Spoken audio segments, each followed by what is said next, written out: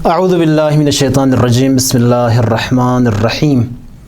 عزیزان محترم، فلسفہ اسلامی کے مسائل کے حوالے سے ہماری گفتگو چل رہی تھی۔ آج کے اس لیکچر میں ہم حادث اور قدیم کے حوالے سے گفتگو کریں گے۔ حادث یعنی جسے انگلش میں ٹیمپورل کہا جاتا ہے، اور قدیم یعنی اٹرنل، اور پھر بتائیں گے کہ اسلامی فلسفے کی نگاہ سے ہماری یہ جو کائنات ہے، یہ جو یونیورس ہے، یہ قدیم ہے یا حادث۔ حادث اور قدیم کی اس بحث کو سمجھنے کے لیے پہلے ایک اور اصطلاح ہے سابق اور لاحق یا سبق و لحوق۔ اس بحث کو سمجھنے کی ضرورت ہے۔ دیکھیے عزیزان محترم،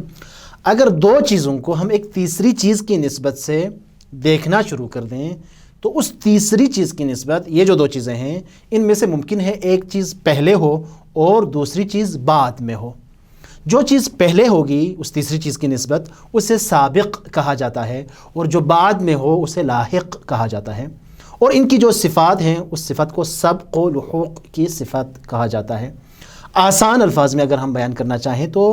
یہ جو دو چیزیں ہیں اس تیسری چیز کی نسبت ان میں تقدم اور تأخر ممکن ہے پایا جاتا ہو، یعنی ایک چیز ممکن ہے متقدم ہو یعنی پہلے ہو، اور ایک چیز متأخر ہو یعنی بعد میں ہو۔ مثلا مثال کے طور پر اگر ہم دیکھنا چاہیں، 2 کا جو عدد ہے ڈیجٹ ہے، اس کے مقابلے میں دیکھیں تو 3 کا جو عدد ہے وہ پہلے ہے اور 4 کا جو عدد ہے وہ بعد میں ہے، لہٰذا 3 کا عدد سابق ہے اور 4 کا جو عدد ہے وہ لاحق ہے۔ اب بالفرض ایک یہاں پر احتمال یہ ہو سکتا ہے کہ اس تیسری چیز کی نسبت یہ جو دو چیزیں ہیں وہ تقدم اور تأخر نہ رکھتی ہوں، اور اس تیسری چیز کی نسبت ان دو چیزوں میں کوئی فرق نہ ہو، تب کہا جاتا ہے کہ ان دو چیزوں میں تقدم اور تأخر نہیں ہے بلکہ ان میں معیت برقرار ہے، یعنی یہ دو چیزیں بالکل ساتھ ہیں، ایک ساتھ جو ہے وہ موجود ہیں، مساوات ان میں برقرار ہیں۔ مثلا 2 قسم کے واقعات اگر ایک ہی لحظے میں بالفرض وقوع پذیر ہو جائیں تو زمان کے لحاظ سے، ٹائم کے لحاظ سے ان میں کوئی تقدم اور تأخر نہیں ہوگا۔ اب عزیزان محترم، اس بحث کو مد نظر رکھتے ہوئے جب ہم اس کائنات کو، اس یونیورس کو دیکھتے ہیں تو کیا یہ کائنات اور اس میں موجود جتنی بھی چیزیں ہیں ایک دوسرے کے اوپر تقدم اور تأخر رکھتی ہیں؟ یعنی کوئی چیز سابق ہو، کوئی چیز لاحق ہو، کوئی متقدم ہو، کوئی متأخر ہو، کوئی پہلے ہو، کوئی بعد میں ہو، یا اس طرح سے نہیں ہیں؟ یا ساری چیزیں اس کائنات کی ایک ساتھ وجود میں آئی ہیں اور ان میں کسی قسم کا کوئی تقدم، کوئی تأخر، پہلے اور بعد کا کوئی تصور موجود نہیں ہے؟ بہرحال یہاں کائنات کے حوالے سے اور کائنات میں موجود ہر چیز کے حوالے سے الگ الگ طور پر بحث اگرچہ کی جا سکتی ہے، لیکن ہمارے پاس اس لیول پر یہ فرصت نہیں ہے کہ ہم یہ بحث کریں کہ اس کائنات کی جتنی بھی چیزیں ہمارے سامنے ہیں ان میں سے کون سی چیز پہلے ہے، کون سی چیز بعد میں ہے، اور اس کے بعد کون سی چیز ہے۔ یعنی اس کائنات میں جتنے بھی وجودات ہیں ان میں سے ان کی جو ترتیب ہے، ان کے درمیان جو ایک سیکوینس برقرار ہے، اس حوالے سے بحث فی الحال نہیں کرتے، لیکن سر دست ہم اس پوری کائنات کو ایک واحد کے طور پر، یعنی 1 یونٹ کے طور پر اگر ہم اس کائنات کو دیکھیں تو یہاں ایک اہم سوال جو ہے موجود ہے، وہ یہ ہے کہ ہماری یہ جو کائنات 1 یونٹ کے طور پر قدیم ہے، ایٹرنل ہے، یا حادث اور ٹیمپورل ہے۔ اسلامی فلسفے میں یہ ایک انتہائی اہم بحث ہے جس کے تحت کائنات کے قدیم یا حادث ہونے کے حوالے سے ہمیشہ سے ایک مسئلہ اور جھگڑا برقرار رہا ہے متکلمین اور فلسفیوں کے درمیان، اور اچھا خاصا اختلاف رہا ہے۔ سب سے پہلے حادث اور قدیم کی جو اصطلاح ہے اس کو ہم آپ کی خدمت میں پیش کرنے کی کوشش کریں گے تاکہ فیصلہ لینے میں آسان ہو جائے۔ ایک عام جو لوگ ہیں، معاشرے کے، عرف کے عام جو افراد ہیں، ان سے جب کہا جائے لغت کے لحاظ سے تو وہاں پر حادث یعنی وہ چیز جو جدید ہو، نئی ہو، اس کو حادث کہا جاتا ہے، اور اس کے مقابلے میں جو چیز پرانی ہو اس کو کہا جاتا ہے قدیم۔ مثلا عام جو عرف ہے، عام عوام ہیں، ان کے ہاں اگر آپ پوچھیں تو ایک درخت جس کی عمر 40-50 سال ہو مثلا، تو وہ لوگ کہتے ہیں یہ پرانا درخت ہے، اسی طرح سے قدیمی درخت ہے۔ مثلا ایک گھر جو 300-400 سال پرانا ہو اس کو کہتے ہیں پرانا گھر ہے، کوئی مسجد 300-400 سال پرانی ہو، پرانی مسجد ہے۔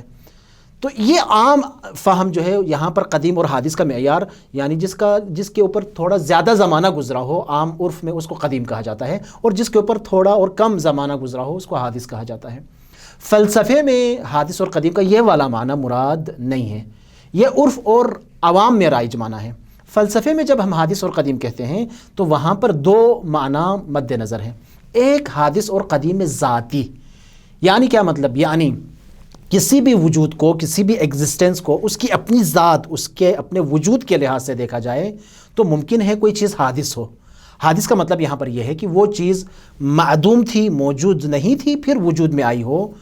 تو اسے کہا جاتا ہے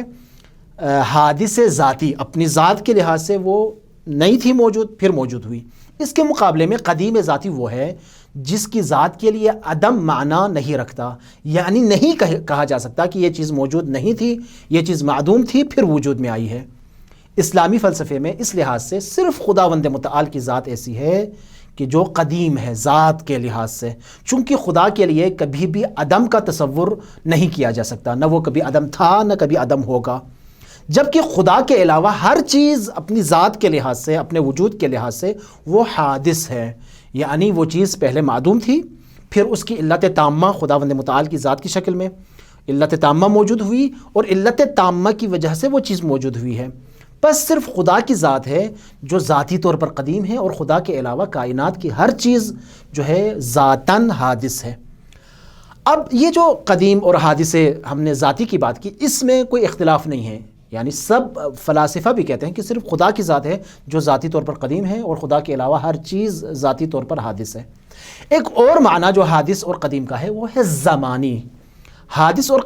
قدیم زمانی سے ہماری مراد یہ ہے کہ زمان کے لحاظ سے، ٹائم کے لحاظ سے کون سی چیز قدیم ہے، یعنی کون سی چیز ایسی ہے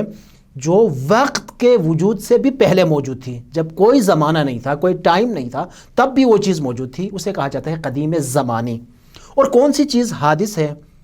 یعنی جب وقت کا وجود تھا، ٹائم کے اندر وہ چیز موجود ہوئی ہے۔ دوسرے الفاظ میں ایک زمانہ تھا جب یہ چیز موجود نہیں تھی، T1 میں، یعنی جو ٹائم 1 ہے اس میں وہ چیز موجود نہیں تھی، پھر دوسرے زمانے میں T2 میں وہ چیز جو ہے وہ موجود ہوئی ہو، تو اس کو کہا جاتا ہے حادث زمانی۔ اب جس طرح سے پہلے کہا کہ حادث ذاتی کے حوالے سے جھگڑا نہیں ہے، اصل جھگڑا اور اختلاف اس حادث زمانی کے لحاظ سے ہے کہ یہاں پر بنیادی سوال یہ ہے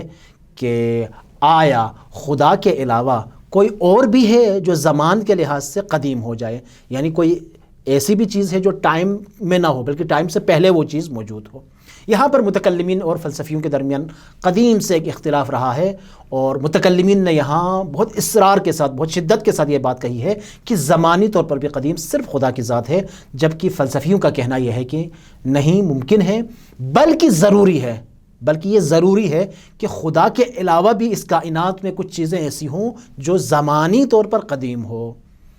اب یہاں پر متکلمین نے اشکال کیا۔ متکلمین کا اشکال کیا تھا؟ متکلمین کا اشکال یہ ہے کہ اگر آپ خدا کے علاوہ اور بھی چیزوں کو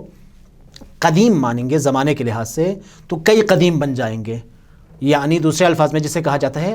تعدد قدامہ لازم آئے گا۔ فلسفی کہتے ہیں اس سے تو کوئی مشکل پیش نہیں آئے گی، چونکہ ہم نے ذاتی طور پر کسی کو قدیم نہیں کہا، زمان کے لحاظ سے بے شک بہت ساری چیزیں قدیم ہوں، لیکن اپنی ذات کے لحاظ سے یہی چیزیں سب کی سب یہ چیزیں حادث ہیں اور خدا کی طرف محتاج ہیں۔ یعنی قدیم زمانی ہونے کا یہ مطلب ہرگز نہیں ہے کہ یہ چیزیں اپنی علت سے بے نیاز ہو جائیں، یہ چیزیں واجب الوجوب بن جائیں، یہ چیزیں خدا کی جگہ لے لیں، یہ چیزیں جو ہیں واجب الوجوب بن جائیں اور خدا کی جگہ لے لیں، بلکہ ہمیشہ سے جب سے وہ چیز موجود ہے، بے شک ٹائم سے پہلے بھی آپ ان کا وجود فرض کر لیں، لیکن اس میں بھی وہ خدا کی طرف محتاج ہیں۔ اب فلسفی یہ بات اس لیے کرتے ہیں عزیزان محترم، چونکہ ان کی نظر میں خدا کی ذات اس کائنات کے لیے علت تامہ ہے، اور جب علت تامہ موجود ہو، ٹوٹل کاز جو ہے وہ موجود ہو، تو ایفیکٹ کا ہونا، معلول کا ہونا بھی ضروری ہے۔ جس طرح خدا کی ذات قدیم ہے، اسی طرح خدا کا فعل، خدا کا فیض، خدا کا کرم، خدا کا جود، خدا کی سخاوت یہ بھی قدیم ہے، لہٰذا اس کائنات کا قدیم ہونا ضروری ہے۔ اور اس حوالے سے بہت ساری روایات، دعاؤں سے مختلف دلیلیں پیش کی جا سکتی ہیں۔ صرف بات کو مزید بہتر انداز میں سمجھانے کے لیے اس کی مثال ایسے ہی ہے جیسے جب سے سورج ہے تب سے سورج کی شعاع بھی اس کے ہمراہ موجود ہے، لیکن اس کا یہ مطلب ہرگز نہیں ہے چونکہ شعاع ہمیشہ سے ہے لہٰذا اسے سورج کی ضرورت نہ ہونا عزیزان محترم، بلکہ شعاع اپنے وجود میں ہمیشہ سورج کے جو ہے وہ محتاج ہے، سورج کی طرف وہ محتاج ہیں، اور سورج کے بغیر ہم شعاع کا ایک لمحے کے لیے بھی، ایک لحظے کے لیے بھی تصور نہیں کر سکتے۔ بالکل اسی طرح اس کائنات کو اگر ہم قدیم مان لیں تو اپنی اس پوری خدمت کے ساتھ، یعنی جتنا وہ قدیم ہو اس کے ساتھ یہ کائنات خدا کی طرف محتاج ہے، چونکہ جو چیز بھی ممکن الوجود ہو، در حقیقت ہمارے پاس جو کرائٹیریا ہے، جس طرح سے پہلے بیان ہو چکا،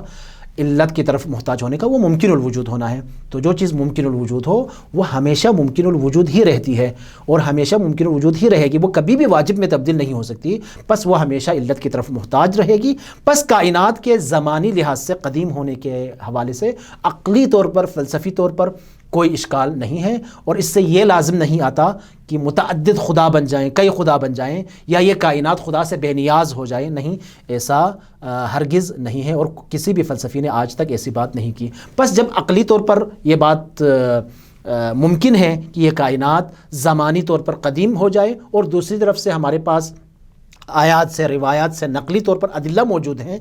جو اس بات کی تائید بھی کرتی ہیں کہ خدا جو ہے وہ دائم الفضل علی البریہ ہے، خدا کا جو فیض ہے وہ ہمیشہ سے موجود ہے، لہٰذا خدا کا فیض ابدی ہے، یہ کائنات بھی ابدی ہے، یعنی زمانی حوالے سے یہ کائنات قدیم ہے۔ اس حوالے سے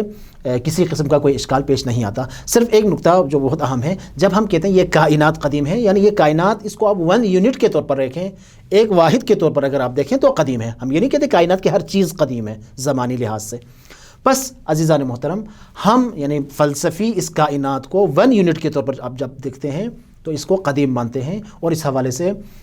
جو ہے بیان کرتے ہیں کہ کسی قسم کا کوئی اشکال پیش نہیں آتا۔ انشاءاللہ اگلی قسطوں میں اس سلسلے کو آگے بڑھائیں گے، اور خداوند متعال کے وجود کے حوالے سے کچھ بحثیں آپ کی خدمت میں پیش کرنے کی ہم کوشش کریں گے۔ وصلی اللہ علی سیدنا محمد و آلہ الطاہرین۔